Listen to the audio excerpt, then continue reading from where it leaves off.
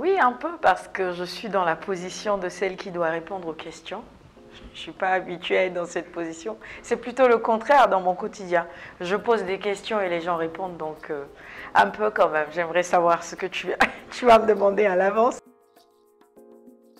Non, c'est pas évident, tous les jours. Moi, je dis souvent que la télé, c'est quelque chose qui nous fait perdre un peu notre intimité. Partout où on va, on nous reconnaît. Donc, on se fixe tout le temps des limites à ne pas franchir. On n'est plus n'importe qui. Dès qu'on prononce votre nom, les gens savent tout de suite à quel visage relier ce nom. Je suis méticuleuse, ça c'est vrai. J'aime le travail bien fait, jusque dans les détails. Hein. Mais je crois que c'est Confucius qui disait faites un travail que vous aimez et vous n'aurez pas à travailler un seul jour de votre vie.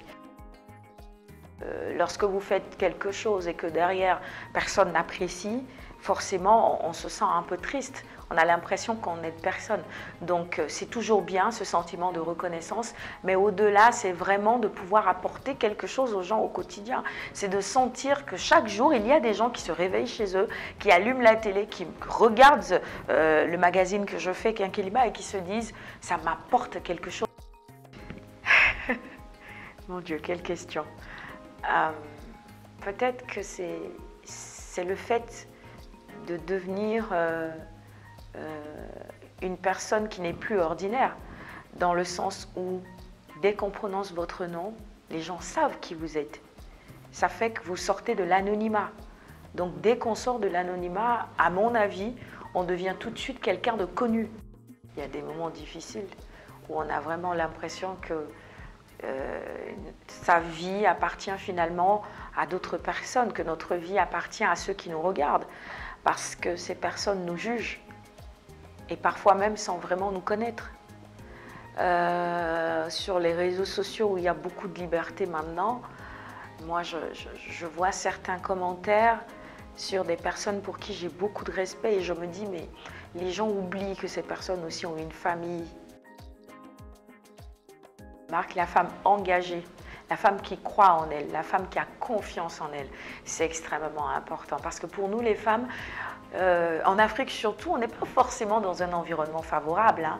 On est né comme ça, hein. Les hommes ont plus de droits, il y a des choses que les femmes sont obligées de faire et pas les hommes.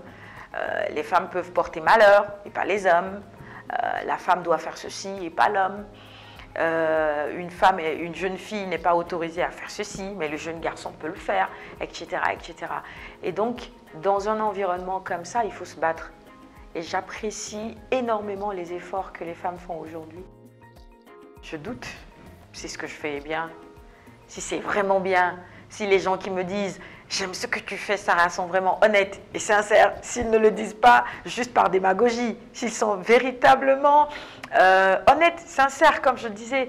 Et donc parfois ça fait qu'on doute, on se demande si vraiment on fait les choses comme il faut. Mes enfants, ma famille, de savoir qu'il y a des milliers de personnes qui comptent sur moi et que je n'ai pas le droit de baisser les bras. Parce que si je baisse les bras, ces personnes-là aussi baisseront les bras.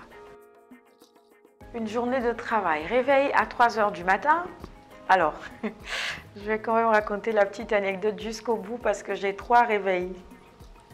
Un réveil qui sonne à 3 h, un autre qui sonne à 3 h 30 et un autre qui sonne à 4 h. Pour être sûr que dans tous les cas, à 4 h du matin, je suis debout.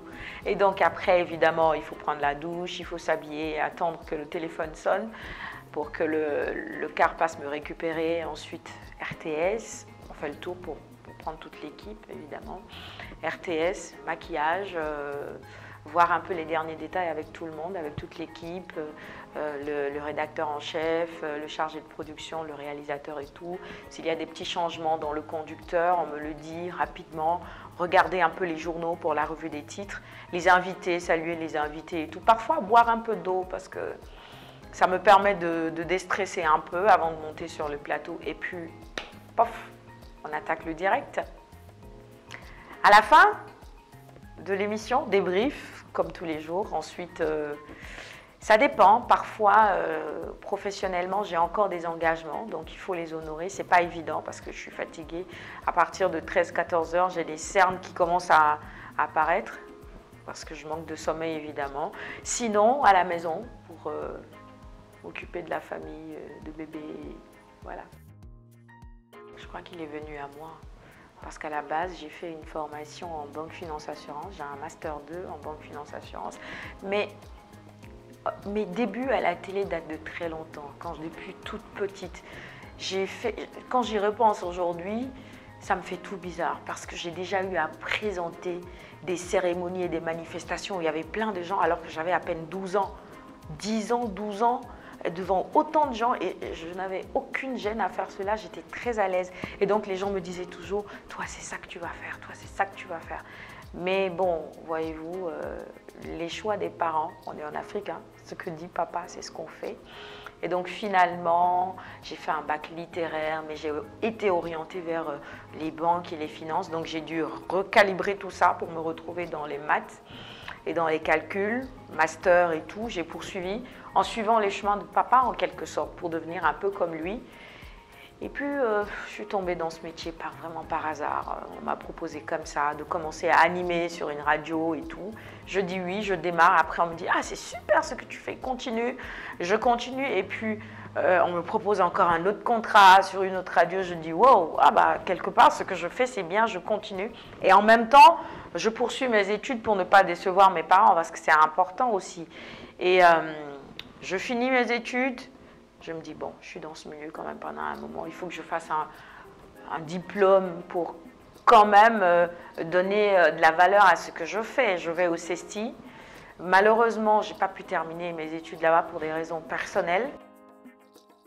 Être médecin, c'est le rêve de beaucoup de petites filles. Ou une grande chanteuse, ça aussi. Mais je me suis rendu compte que bon... Ça ne va pas le faire, hein, ni maintenant avec la voix que j'ai là. J'ai chanté dans une chorale, mais même ça, c'était alto. Hein. Donc, ce n'est pas vraiment ça. Mais je rêvais vraiment de faire un métier de ce genre. Jouer au piano, être une pianiste reconnue. 3 mots pour m'illustrer. Qui va m'aider? Oh. Bon, allez. Souriante. Ambitieuse. Et puis, battante. Oui, c'est difficile de croire en soi. C'est pas donné, c'est pas évident. Je connais beaucoup de gens qui ont beaucoup de talent et qui doutent beaucoup d'eux. Regardez un peu autour de vous. Il y a des gens qui ont tout pour réussir. Tout pour réussir, mais qui n'ont pas confiance en eux. Il y a des gens qui n'ont rien, qui souffrent de handicap, qui traînent des handicaps et qui ont réussi. Qu'elle est belle. Les femmes adorent ça, les femmes aiment ça. Toutes les femmes aiment entendre dire qu'elles sont belles. Merci pour le compliment. Ah, comment je fais? Voilà. Bon, je pense que le sourire, déjà c'est important parce que quand on se range beaucoup et qu'on ne sourit pas et qu'on a la mine renfrognée tout le temps, ça joue aussi. Donc, savoir garder le sourire, positiver, ok. Un peu de sport, c'est important. La naissance de mon premier enfant, c'est une expérience particulière. C'est pas évident. Et on devient mère et tout change. Parfois, je dis, je suis devenue maman avant même de l'avoir réalisé. J'ai encore parfois du mal à le réaliser quand on dit maman. Je dis, je suis devenue maman, moi, c'est pas possible ça. C'est une expérience particulière et je souhaite évidemment à toutes les femmes de pouvoir vivre ce bonheur un jour. Femme Plus, c'est une excellente initiative parce que en Afrique, les choses sont en train de changer. Dans le monde, les choses sont en train de changer. Et de plus en plus, les femmes s'affirment, elles occupent des places de plus en plus importantes. Dans certains pays, les femmes sont même devenues chefs de famille. C'est-à-dire que la dépense quotidienne et tout, ce sont les femmes qui gèrent cela. Et donc, c'est une belle initiative que de mettre les femmes au devant parce qu'on a besoin de connaître les histoires de ces femmes. On a besoin de savoir d'où elles viennent. C'est des exemples et des modèles qu'on a besoin de connaître. On a besoin que ces modèles soient vulgarisés pour pouvoir inspirer d'autres femmes. Je ne peux pas terminer sans remercier ma famille, mon mari, qui est à mes côtés tous les jours et qui me conseille. J'ai beaucoup de chance de l'avoir à mes côtés. Il est dans le milieu, il s'y connaît beaucoup, il me conseille beaucoup. Donc, merci infiniment. Remercier aussi mes parents. Si aujourd'hui j'en suis là, c'est parce qu'ils m'ont payé de très bonnes études dans de grandes écoles, qu'ils ont toujours été à côté de moi, que ma mère m'a refilé le virus de la lecture parce qu'elle était bibliothécaire. À mes beaux-parents, oh mon Dieu, quand je parle d'eux, j'ai les larmes aux yeux parce que lorsqu'on entre dans une belle famille et qu'on vous accueille comme ça, on ne peut être que reconnaissante. Donc, merci à tous, je vous embrasse.